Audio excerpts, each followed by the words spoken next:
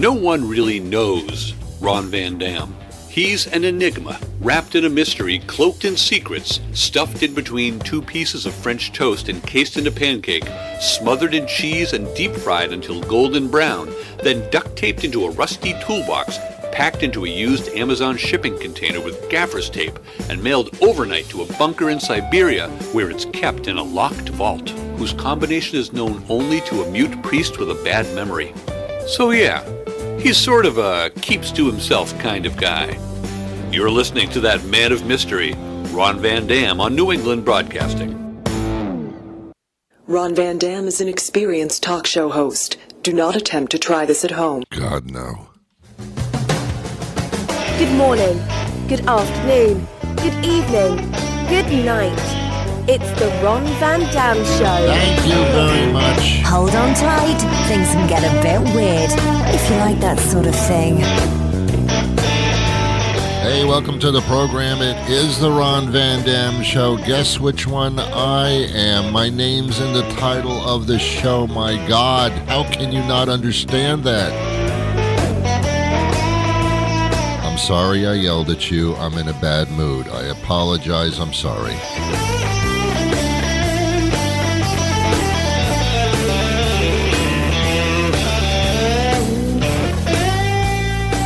Okay, whatever.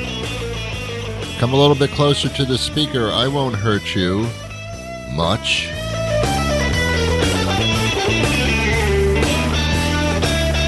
Okay, all right. Settle down now. Kids, settle down. Take your seats. All right. I don't know what day of the week this is. I believe it's Tuesday, and it begins with a T. It is Tuesday. Okay. Your president, during Easter and beyond, threatened that by tonight, 8 o'clock Eastern Standard Time, or whatever it is, 8 o'clock tonight on the East Coast, sounds like a television show that's going to be on, but it's not. It's what Trump has threatened Iran with was if you don't open up the Strait, I call it the Strait of Vermouth, basically, but I know it's not. If you don't open up the Strait by 8 o'clock tonight, we're going to take out every single one of your bridges and water plants and power plants in your entire country. We can do it within a couple of hours starting tonight. And that's what we're going to do if you don't open up that strait. Okay, that's going to work. I thought that the whole idea of this was to free the Iranian people from the regime. So we changed regimes so even a tougher regime, the guy's son, could take over. Now it's even tougher. That worked out. Yeah. Regime change is nice if you replace it with something that is nice, but that didn't happen. So now the threat is open up that strait or we're going to punish all the civilians that we wanted to free and have a better life. We're going to cut off all their supplies, all their bridges, no water, no power, hunker down in bunkers somewhere, no medications. You're all going to die that are on medications. We're going to screw up your life. Nobody goes to work. Nobody has any medical stuff for the children, nothing. We're going to blow up everything so you can't move around, and that's what we're going to do. That's the threat. That's how we free people. And Trump actually said, well, they understand that they're going to have to suffer in order to be better off. No, you're going to suffer to die is what you're going to do.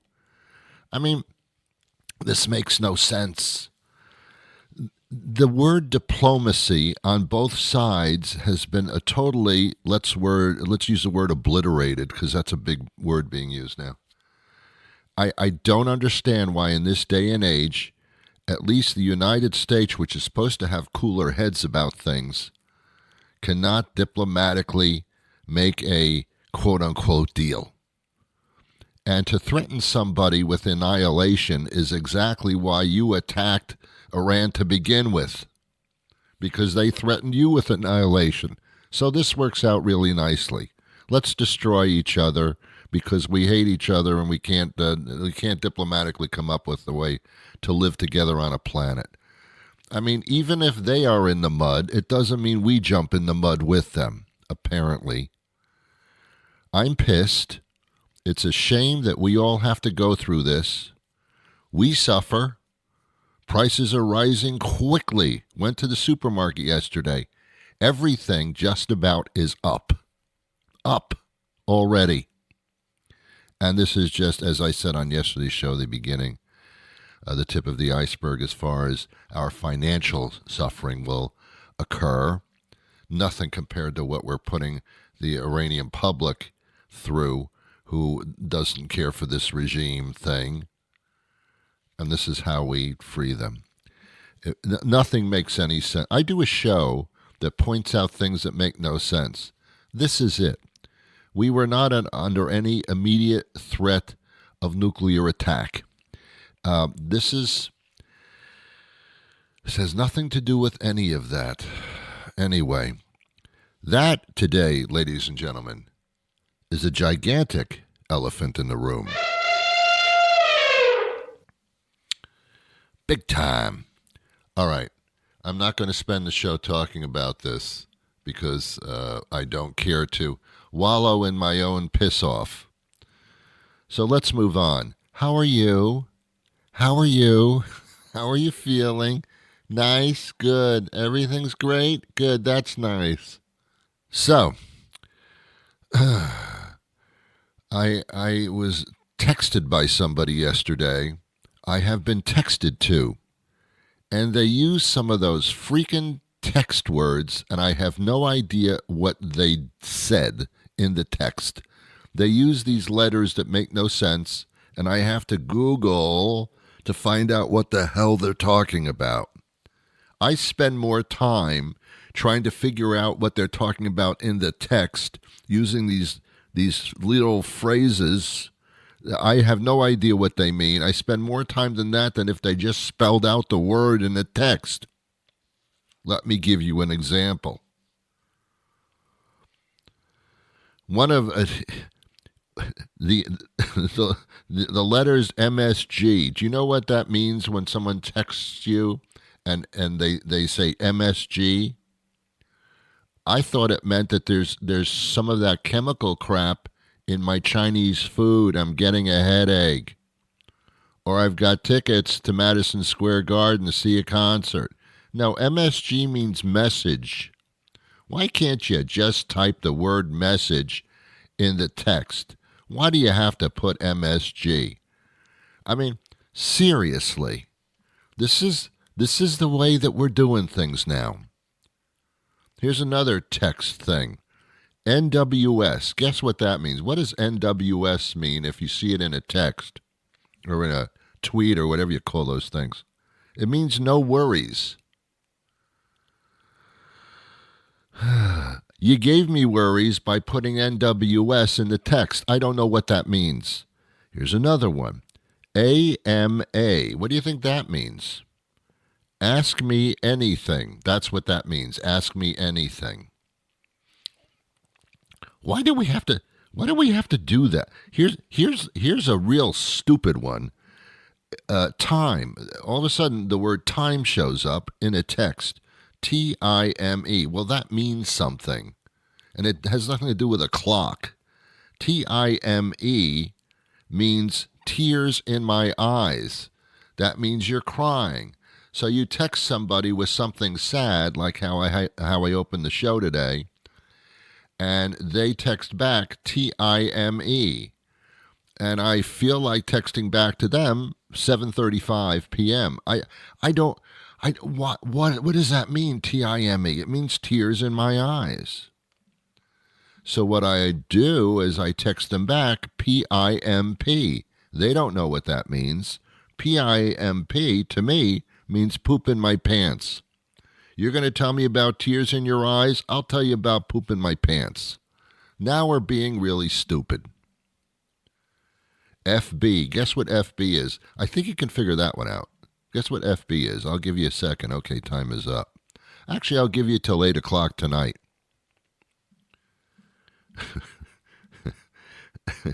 FB is Facebook. Okay, I get that one. DL, that means down low or keeping a secret. DL. Why don't you just type in down low and leave it at that? ATM. Yeah, that's where I get the money out of when I need cash for something, which never happens. Like you want to tip somebody, you go to the ATM. No, ATM in a text means at the moment. No, it doesn't. It's a cash machine. What are you talking about? DBL. What is... No, it's not DBL. I'm sorry. I read that. See, I'm even reading the letters wrong. It's BBL. What does BBL stand for? Take a guess. You'll never guess this one. BBL. What does that mean when you see it in a text? You ready? It means Brazilian butt lift. Why would that come up in a text? How specific? And they wonder why I drink. Well, it's funny. Whenever I go to the doctor for a checkup or a follow-up means you're fine. We just need more money from you through the insurance. That's what a follow-up is. But I go in to see my doctor, and they always ask me, how many drinks do you have a week? And it's not because, it's a standard question that the medical group makes the doctors ask. How many drinks do you have a week? Do you smoke? Are you stupid? Or something. They always ask me that. What do you expect me to say? Do you drink, Ron? Yes, I drink socially. I don't drink by myself. That would be a problem, I think. I mean, every once in a while, maybe, but not really. But I feel like responding by saying it's none of your freaking business. I should say to the doctor, how many times do you have sex? A week. Well, that's none of your business, Ron. I see. Well, that's going on your chart. All right. LOL. That's fairly standard now. LOL means that you've laughed at something that someone has just texted you, and you respond by saying LOL. You know what that means, right? Laughing out loud. That is so funny. I am laughing out loud. It is so funny. You've made me laugh out loud. Not to myself. I guess laughing to myself would be LTM. But we don't do that. We just do the LOL. Here's another one. SMH. You'll never guess this one either. SMH. Shaking my head. Now, either you're shaking your head in confusion, or you have some type of a physical problem. See a doctor if your head is shaking. That's not good. Put your arm out. Look at your hand. Is it shaking? See a doctor. Of course, when you see the doctor, the first thing they'll say is, oh, how many drinks do you have a week? God, come on, will you? OMG. I think you know that one, too. I've been using Oh My G a lot lately. Whenever I hear Trump speak about anything, OMG comes up a lot. I mean, a lot. I mean, ALOT. By the way, a lot is not a word. I've tried to make it one. It probably kind of is in the dictionary of frequently used things that make no sense, but a lot is really not technically a word. Unless, well, it's just not anyway.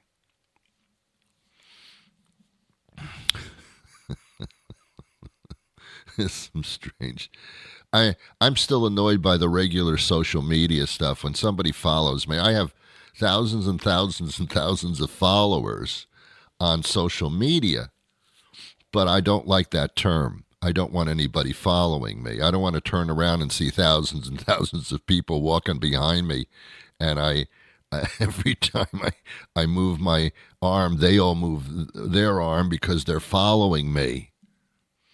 Like I'm waiting for the spaceship to arrive to take us all to heaven. Those are my followers. They're going with me. I mean, that's a cult thing. And I guess social media is a cult thing, really, when you break it down. We break it on down. Social media is a cult. It's a cult. It's our way of mildly being cultish. So they follow me. Hey, I was poked on Facebook a couple of days ago. Somebody poked me, and I felt it in my ribs. I don't know what that means. I don't know what it means to be poked. Ron, somebody just recognized you. What? What are you talking about? What are you poking me for? I know what Pokey Man is, but not Pokey Ron. I don't like these social media terms. They bother me greatly. Social media. Ridiculous. Absolutely ridiculous. It was supposed to be so we can all connect. It turned out to be so we can all just vent our anger at each other. That's what social media is. Every time you see a comment on something, on a subject matter, it's all anger and political anger. Oh, this country is just really turning into a real gem, isn't it? Did an interview a couple of days ago. I haven't aired it because I don't like it. But this woman was a social media, I think YouTube influencer. And she was an influencer. And I didn't understand what the hell that meant. You influence people, isn't that like an advertiser or a marketer? No, I'm a professional influencer. Then you're professionally annoying. I don't want to be influenced. Then you're manipulating me. No, Ron, I'm just giving you my opinion. Who the hell cares? Who the hell are you? I'm an influencer. Well, so am I then. What? Anybody who's married, their spouse is an influencer. It's literally, what does that mean? What is the importance of that stupid thing? Come on, man, get a life. We all need to get some lives. All right, I have a guest coming up momentarily. But before we do that, there's this. We don't get to choose our family names. We're born into them. And some of them are, quite frankly, a little embarrassing. For many, a burden that follows them through life. If you've got an embarrassing last name, you may have thought about having it legally changed, but perhaps you've thought it might be complicated and expensive. Well, I'm here to tell you that having your last name legally changed is simple and cost-effective and will take that lifelong burden away in just a few easy steps. Call me today, Attorney Jim Cockwaffle, with the offices of Cockwaffle and Cumstein. We know what you're going through. Robert Gordon joins us now. He's APCIA's Director of Policy and Research. What do those initials stand for? The American Property Casualty Insurance Association. Ah, that's why we shorten it up. Okay. I get it now. All right. We represent about 2/3 of the home auto business insurance industry. Okay, excellent. Well, good. Just the guy I want to speak to. Boy, oh boy, everybody's noting that insurance costs have gone up. Of course, for health insurance, yeah, that's another subject. But for home insurance, auto insurance, and so are they indeed? Is it just a figment of our imagination, or are they indeed rising? No, they've indeed been rising, but it's really inflation is the main factor. So just like when you go to the grocery store or the gas station, and you say, Yep. why are the prices so high? And the same thing with insurance. And not only inflation, but the cost for building materials and labor and car repairs just going sky high and worse than 40 years. And so that's the main cost driver. Let me just fast forward really quickly because we're in a global situation here economically because of what's going on overseas. Is there a possibility that even now, even if things back off, that we're still going to be feeling the pinch of this economically as far as costs are concerned? There's a lot of unpredictability there. We've had all sorts of estimates about the impact of tariffs, for example, on our costs, because a lot of the cement comes from Mexico, lumber comes from Canada, the car parts from China. Exactly. Just don't know what the impact of tariffs are going to be. They keep changing. It's the same thing with the war. Depending on what day you turn the news on, it's ending tomorrow or ending, many months. So if the war keeps going and oil is constricted, that's going to increase inflation again. So I guess it becomes up to the consumer as to, because when this happens, some people actually have trouble affording what they really should have for coverage, and they start to have to make deductible decisions, that kind of thing. What do they do in that sense? Well, that's where it's really important to talk to your agent and determine what's covered and what exclusions are right for you, what deductibles are right for you. Right. But we do a lot of work to try and make the coverage more affordable, but we can't fix the weather on our own, and we can't fix inflation. Well, there's natural disasters, there's what's going on globally, and the cost of everything. There's no question about that. Here's a question I do have very quickly, a little bit off the subject matter, but with auto insurance, cars have all these incredible safety features. If you drift a little bit into a lane or there's a car in front of you too close, it sends off all kinds of explosives. And it's just like, it's like amazing how safe it is. You would think that the costs would go down for that. You would think so, but there's a race between smart cars and maybe drivers that are a little less smart sometimes. And I think what we've seen is that the bad driving is beating out on the smart cars. So we're seeing a huge spike in the people who are watching YouTube videos and movies and texting, and people want a response from their text right away. Wow. Those aren't self-driving cars yet. So until we have completely autonomous vehicles, we need the drivers to pay attention. And we're having smarter cars, but more distracted driving. Yeah, that's a good analogy. Smarter cars, stupider people. So what can we do? What do we do? Are there reforms that can take place that can change this? There are probably the three most important categories of reform. You've got the legal system abuse. So Florida had the highest homeowner insurance rates in the country, but they adopted significant legal reforms, and their rates have actually gone down now. Really? They've not only down, but actually gone down for both homeowners and auto. There's some great new resiliency science that's being done that there are industry funds. So in other words, roofs that are more resilient to wind and wildfire. So particularly when you're talking about Massachusetts, homes that are more resilient to winter freezes and to winds is really important. That's a good way to reduce losses. And then there's been a lot of fraud, like staged accidents, and some of the states are now working with the industry to try and cut down on that fraud that costs everybody money. Yeah, that too. It's weird because if you own a home and the value of the home goes up, and therefore to replace it, the cost of rebuilding goes up. So it's you kind of can't win if you're just sitting there. It just kind of happens. That's right. Anyway, yeah. I actually have a graph, one graph that shows the increasing disaster losses globally, and the other one shows the cost to replace every property in the United States, and the curves are the same. It's the rebuilding cost is the cost driver. Wow. Okay. Let me ask you another question, because I have an expert on the phone. I always do this. Is it better to go through an agent than it is to buy insurance directly over the phone or online without visiting an agent to compare costs, that kind of thing?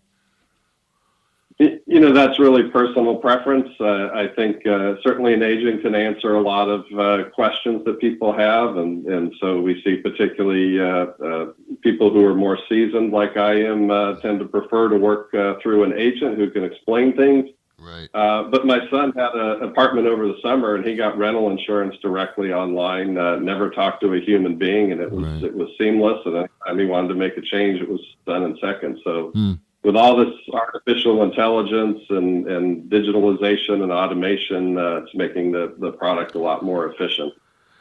Okay. Well, that's one right. Intelligence is weird. Whenever you say intelligence, I get nervous. Anyway. Well, it's intelligence that hallucinates a lot. Okay. So again, if you want to, I like to talk to my agent and have him explain things. Yeah. I mean, I think it's an age thing. I mean, I'm an old school. I want to talk to a human being and discuss things and make decisions accordingly, as opposed to just jumping into something that appears in front of me and, oh, that looks good. But that's a generational thing, I guess. Yep. Okay. Just a lot of young people like to use the computer directly. It's like when I tell my son about records or videotapes, he just gives me one of those dinosaur books. Yeah, right. Don't even go there. Go back to your planet, is what they say to me. Okay. All right. Any other words of wisdom before we part?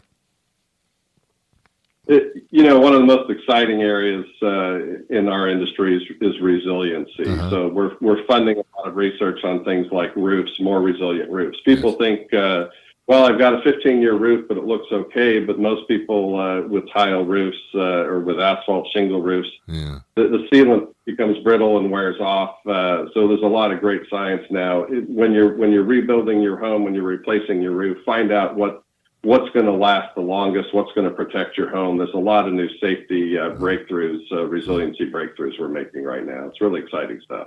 Will that bring the cost down of insurance to do that? That will certainly slow the growth in cost. It won't fix inflation or the weather, but certainly help the growth. Okay. And then I know a lot of people are dealing with flood insurance because that natural disaster seems to be, in this day and age with the climate change, that seems to be more prominent as well. That is the biggest protection gap, is that flood is a common peril. 40% of the floods happen to people who don't have the flood insurance, and it's getting worse because of the flash flooding. So we have this rapid urban development, and you get, because of the climate shifts, you're getting these sudden, intense rainstorms that fill up the storm drainage and result in floods. And that's a huge risk that society's got to wrap our arms around and address. Okay. Well, I could talk to you longer, but I'm not supposed to. So I ask, where do I or anybody else go for more information? apci.org/insurance. apci.org/insurance. Perfect. Hey, Robert Gordon, thank you so much for your time today. We appreciate it. Well, that'll do it for me today. Thank you to you, and thank you to my guest. Now, I don't know what tomorrow is going to bring. You may be listening to this on Wednesday or Thursday or Friday. Tuesday night was supposed to be the deadline for something horrifically horrible to an entire country. I don't know. We're all in this boat together. Unfortunately, that boat is the Titanic. Have yourselves a wonderful day. He said sarcastically. And I wish you peace.